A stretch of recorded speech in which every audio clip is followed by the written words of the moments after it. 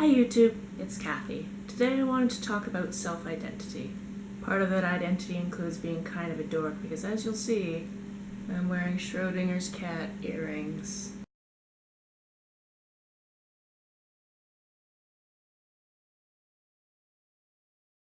Alive? Dead?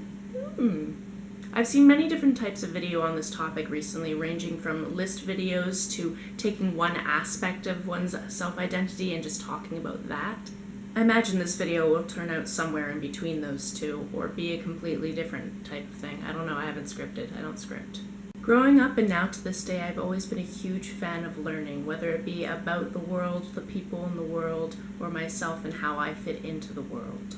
I've always been intrigued by endless categorizations of you're this type of person because you like to do this, this, or this, or you're this type of person because your personality leans this way. But the thing about that is I've only clung to a few of those types of results because they're the ones that most encapsulate how I feel about myself. For instance, I am definitely an introvert, 100% identify as an introvert. And once I came to understand that about myself, my life became easier. I was able to identify the extrovert ideal out in the wild and understand that I just don't fit into that, and that's perfectly fine.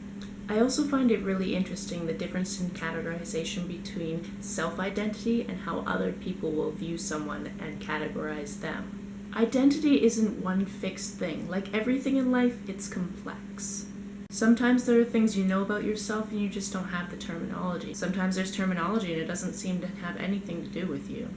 One of the reasons why I love when people make identity videos is because it's them sharing a perspective of themselves that we won't see from the outside. When you're categorizing humans, because everyone categorizes people, from strangers to people you know really well, it's always interesting to see how little things change as you know someone over time. I also find it fascinating that there are many ways to categorize people that the people themselves wouldn't necessarily think about.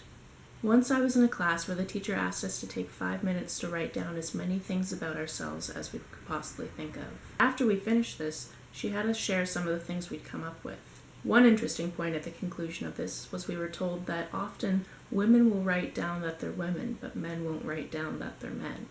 It was also interesting to note that most people in the class wrote down being a brother or being a sister as kind of a last-ditch effort to fill up their page, where that was near the top of the list for one person in the class. And that was because he was originally from China, and people after the time that he and his sister were born don't generally have siblings.